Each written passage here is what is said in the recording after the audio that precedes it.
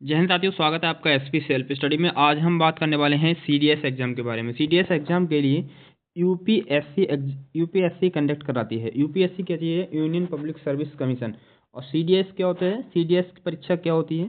CDS का पूरा नाम क्या होता है? कंबाइंड डिफेंस सर्विसेज होता है। यह परीक्षा भारतीय सेना, भारतीय नौसेना और भारतीय वायुसेना के लिए अफसरों का चयन करने के लिए आयोजित की जाती है। इस परीक्षा के माध्यम से उम्मीदवारों को भारतीय सैन्य अकादमी जैसे आईएमए, आईएनए, आईएफए में भर्ती किया जाता है। सीडीएस परीक्षा के जरिए, सीडीएस के जरिए हम किसी भी सेना में जा सकते हैं, चाहे वो वायुसेना हो, चाहे वो थल सेना हो, चाहे वो जल सेना हो। सीडीएस एग्जाम के जरिए हम किसी भी सेना में जा सकते हैं, ऑफिसर बन सकते हैं। आगे देखिए, आगे क्या होता है। सीडीएस परीक्षा की पात्रता मतलब कि योग्यता, शैक्षिक योग्यता मतलब कि अगर आप भारतीय आईएमए में जाना चाहते हैं तो आप किसी भी मान्यता प्राप्त विश्वविद्यालय से स्नातक डिग्री होना चाहिए। भारतीय नौसेना में जाना चाहते हैं अगर आप सीडीएस के जरिए, तो विज्ञान में 12वीं कक्षा के साथ साथ इंजीनियरिंग की डिग्री होना आवश्यक है। 12वीं कक्षा के साथ, ठीक है, 12वीं कक्षा के साथ पास होना चाहिए और इंजीनियरिंग डिग्री होना अनिवार्य है। भारतीय वायुसेना में एएफए मतलब कि गणित और भौतिकी के साथ 12वीं पास या इंजीनियरिंग डिग्री होना चाहिए।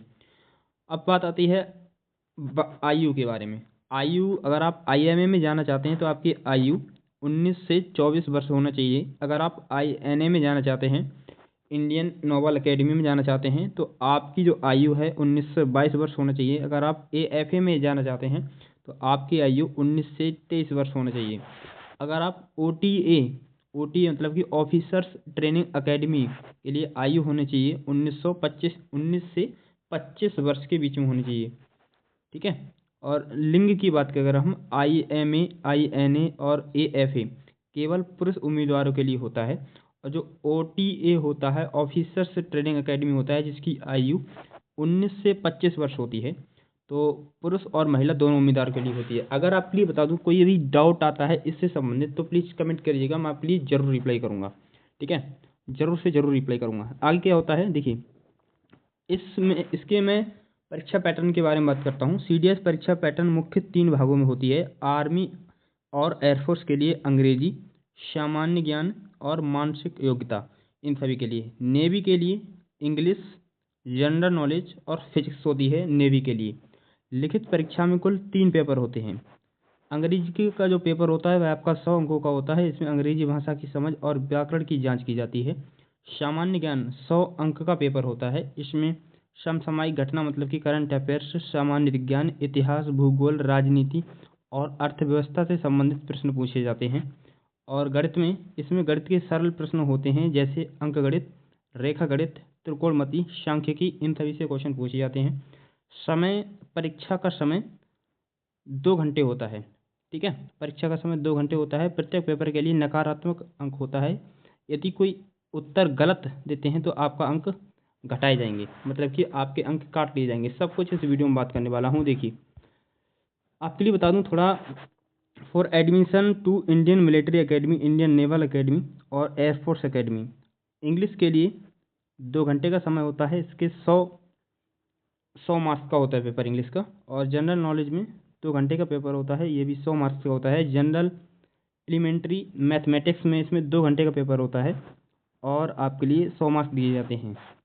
और ट्रेनिंग ऑफिसर के लिए, training academy, officers training academy के लिए सब्जेक्ट इंग्लिश में क्या चीज़, ये आपके 100 मार्क्स का होता है इंग्लिश का पेपर। और जनरल नॉलेज का ये भी 100 मार्क्स का होता है। 2-2 घंटे का समय दिया जाता है। जैसे कि आपको पता है 3 शिफ्टों में, कभी 2 से 3 शिफ्टों में होता है, ठीक है। इनका किस किस का, Indian naval academy, Indian air force academy और इंडियन मिलिट्री एकेडमी इनका। और ओटीए का, ऑफिसर्स ट्रेनिंग एकेडमी का 2-2 घंटे का, मतलब कि 2 शिफ्टों में आपका एग्जाम होता है, ठीक है।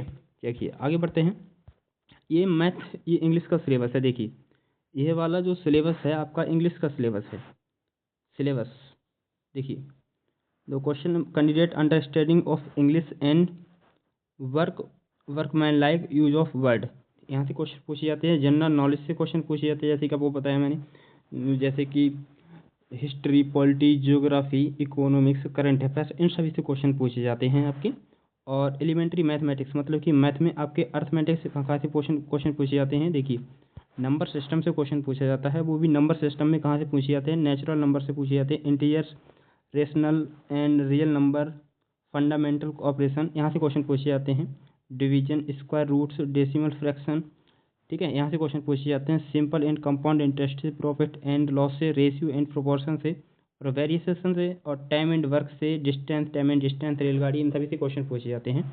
और आपके algorithm, prime and composite number, test of divisibility, ठीक है, यहाँ से जो होते हैं divisibility rule, multiple factor, factorization theorem, HCF, LCM, ठीक है, यहाँ से क्वेश्चन पूछे जाते हैं आपके मैथमेटिक में, अर्थमेटिक यहाँ से पूछी जाती है, ठीक है, एलसीएम, ठीक है, यहाँ से क्वेश्चन पूछे जाते हैं।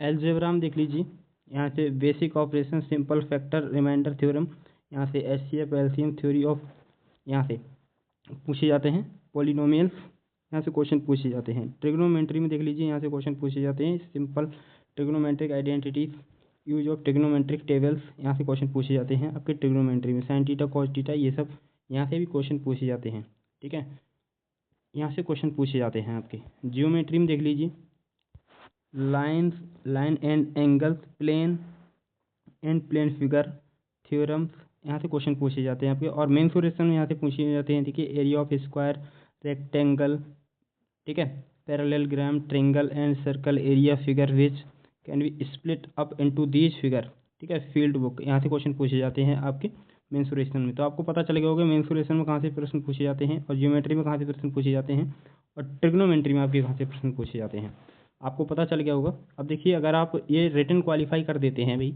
अगर आप ये रिटन एग्जाम क्वालिफाई कर देते हैं, ठीक है, रिटन एग्जाम क्वालिफाई कर दें, तो आपके लिए इंटरव्यू के लिए बुलाया जाता है। इंटरव्यू आपके लिए 5 दिन चलता है, आपको पता ही है, ठीक है। देखिए, 5 दिन का होता है, इसमें निम्नलिखित चरण होते हैं। पहले दिन क्या होता है, स्क्रीनिंग परीक्षण, जिसमें आपसे सामान्य ज्ञान और मानसिक परीक्षण किए जाते हैं।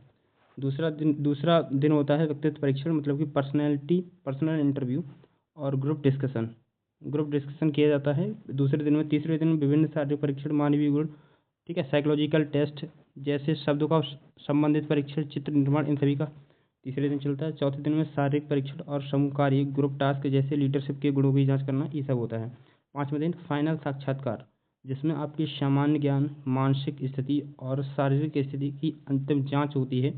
और एसएसबी साक्षात्कार को पास करना होता है, अत्यधिक महत्वपूर्ण होता है, क्योंकि यह आपकी शारीरिक मानसिक स्थिति की जांच करता है और यह सुनिश्चित करता है कि आप भारतीय सेना के लिए योग्य हैं या नहीं हैं, ठीक है। देखिए,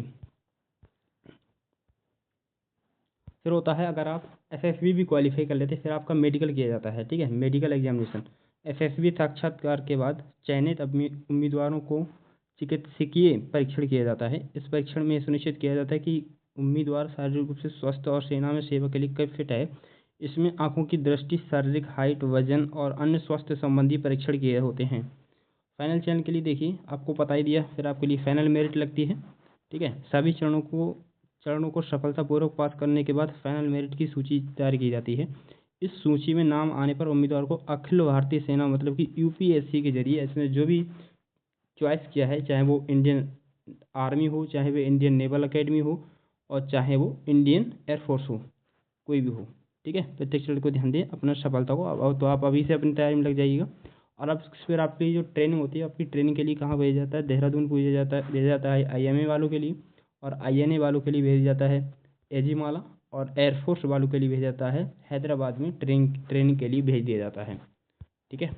तो यही थी आपकी पूरा डिटेल, आपको पता चलेगा। अगर कोई अब भी डाउट है तो प्लीज़ कमेंट कीजिएगा, मैं आपके लिए इसका ज़रूर जवाब देने की कोशिश करूँगा, ठीक है। तो मैं मिलता हूँ नेक्स्ट वीडियो में, तब तक के लिए बाय, जय हिंद, जय भारत।